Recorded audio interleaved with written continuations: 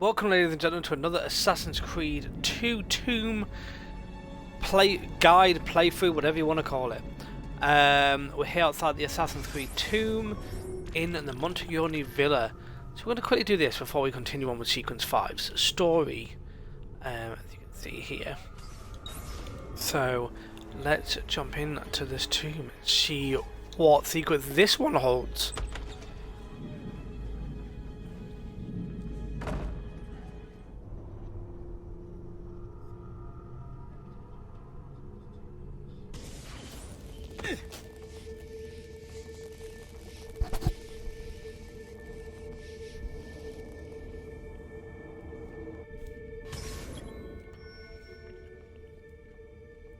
Explore the Auditore Family Crypt.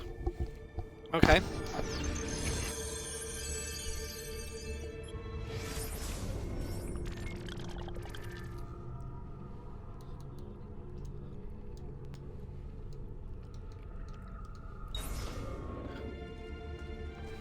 Let's see what secrets our family tomb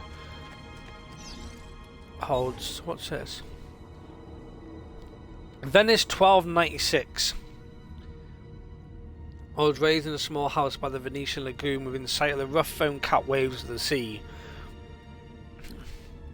When I was barely old enough to walk, I became a sailor, navigating the Atlantic first as an apprentice and then while carrying cargo for my father's patron, Monsieur Marco Polo. It was a good life. Okay. How do I get in there?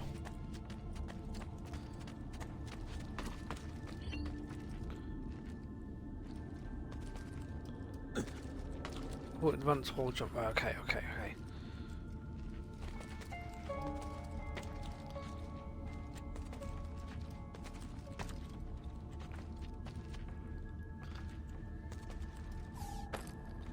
There you go.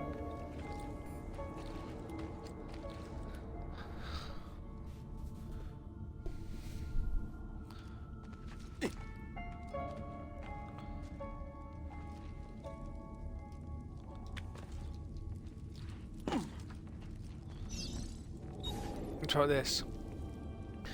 One day, while ashore in the harbour looking for work, I fell in love. She was barely 20, but when I looked into her eyes, the whole world was reflected back, clearer and brighter than the sun. After that, I still went to sea, but my heart remained on land with the girl who would become my wife and our young son.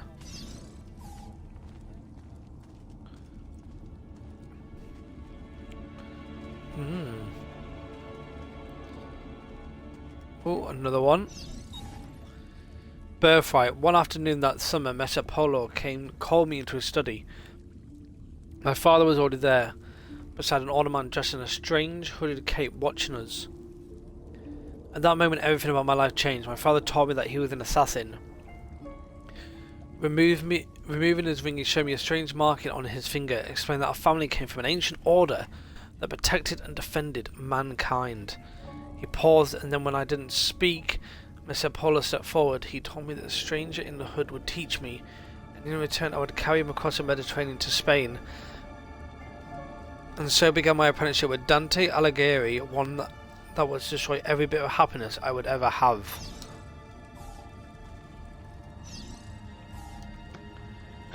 Okay.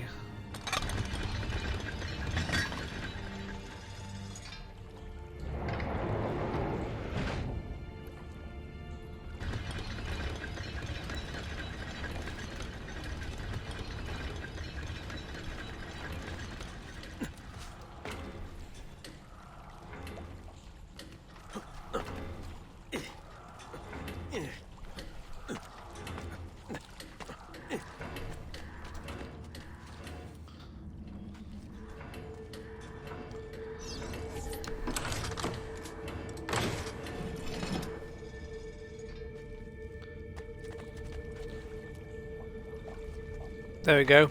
It now stays open permanently.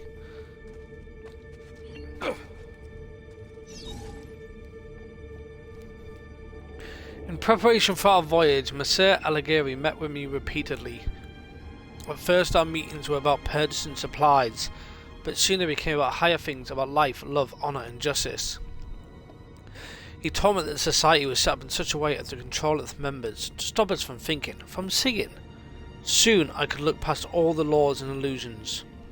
I understand that mankind was being used by its rulers, that we, the people, deserve freedom. It was then that Dante began showing me pages from a book that Messer Polo had brought back from the palace of the great Genghis Khan. The manuscript, the codex, was about our order, the assassins.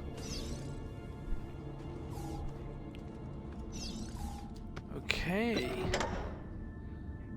Genghis Khan.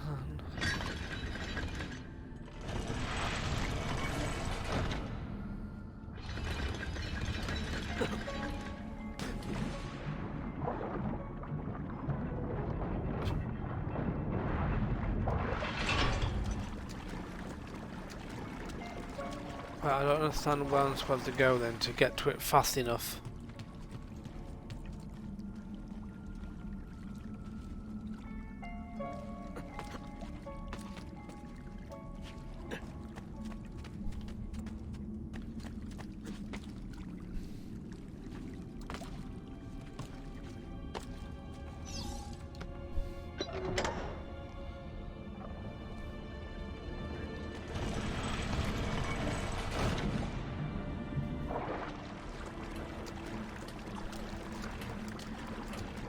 There we go.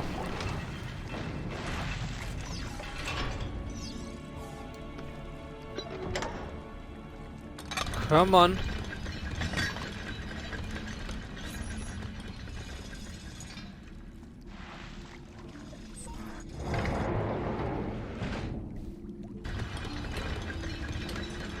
Wait, what?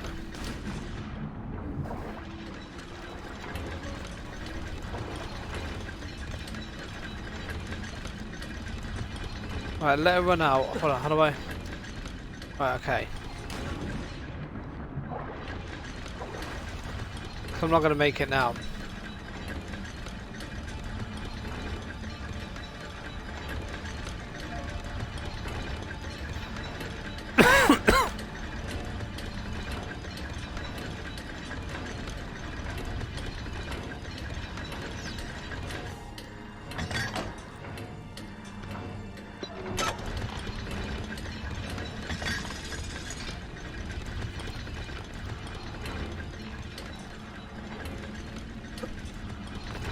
Oh, come on!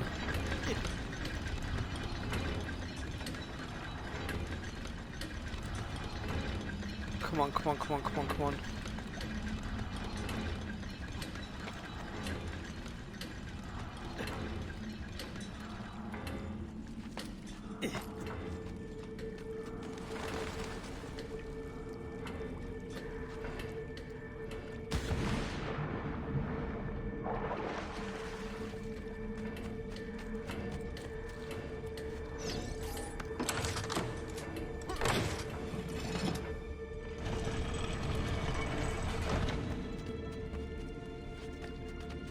Can I get up to that or not?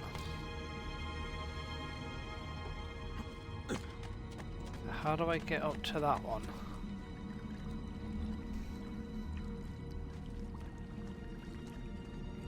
I feel like you can get up to it another way. Let's just continue this way.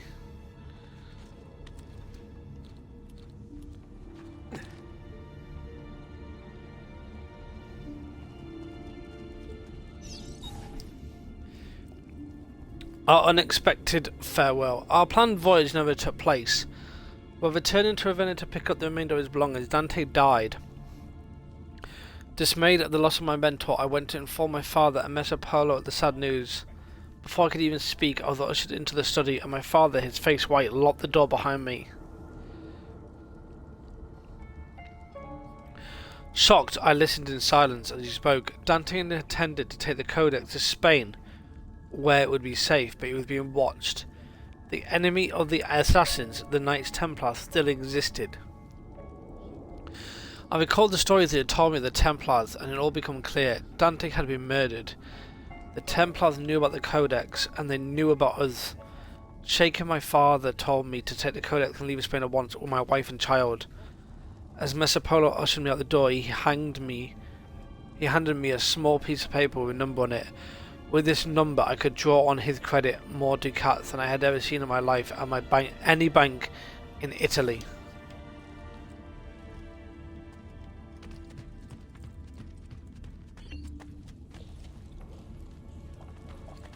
Let's just head back. I want to figure out how to get that chest. There must be a way to get it, surely.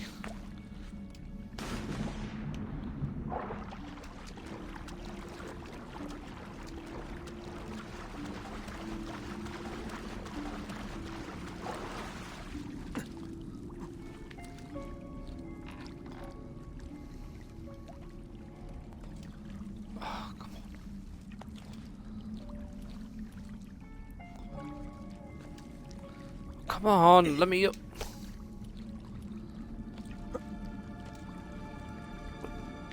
Why won't it let me jump up?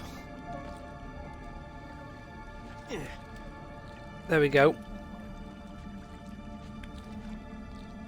Come on. Up, up, up, up, up.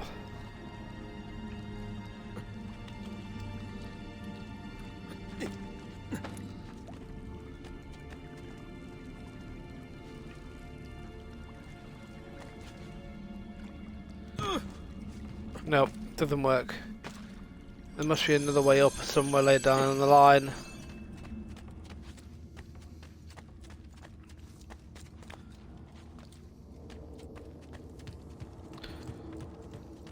Right. Pull the lever, Kronk.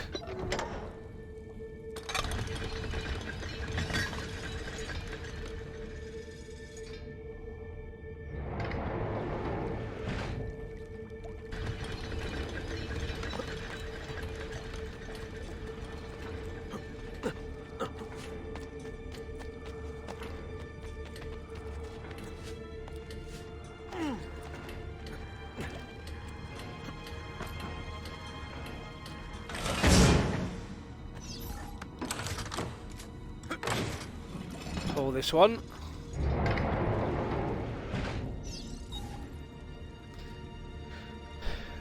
We set sail at night. The ship filled with cargo to sell at the markets of Barcelona. At first all was well. Then to avoid a coming storm we laid anchor in the Otranto harbour. Cloaked in darkness the pirates came. I didn't see them until they were already aboard my ship. I hid my family in the hold. Pulling out the codex I ran the worn leather cover through my hands. Then I broke the spine. The pages slid silently onto the floor. I scattered them into the chest, boxes and containers I was carrying to market. The men who found us were drunk. I could smell it on their breath. When they asked for the codex I knew who had sent them. Holding back my rage, I said that I had thrown it overboard. They started to laugh. Two held me down, still grinning, while the rest cut off my wife's clothes. She begged for mercy until her voice gave out. Once they were done, they threw her into the sea. They took my cargo and sunk my ship, and left me adrift, clinging to a piece of railing. I made it to the beach with my son. My wife's body washed up on shore the next morning with the tide.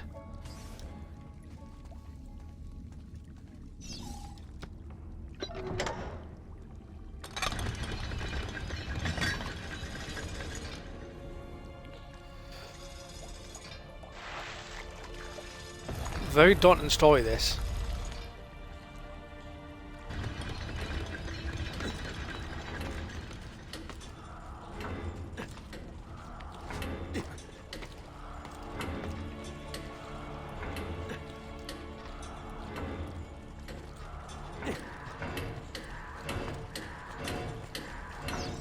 And we're in.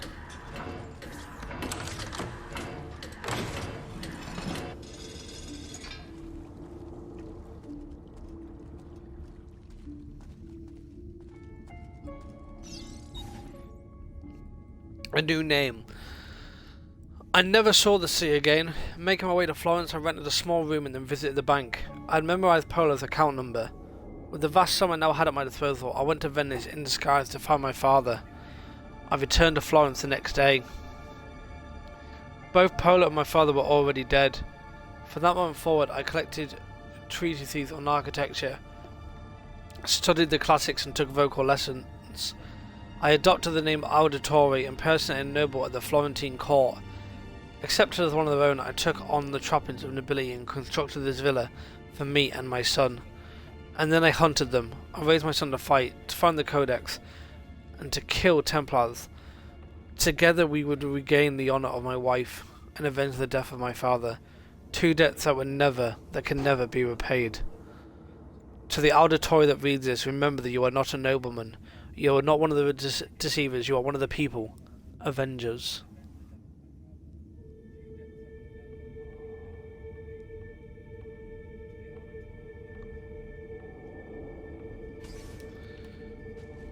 So we're not actually nobles.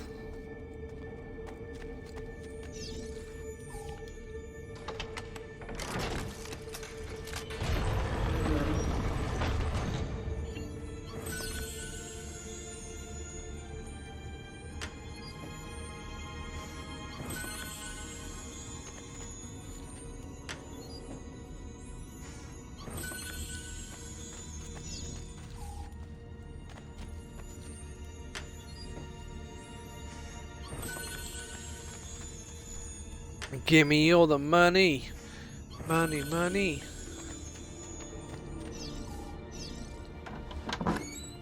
Memory synced. Family Crypt explored.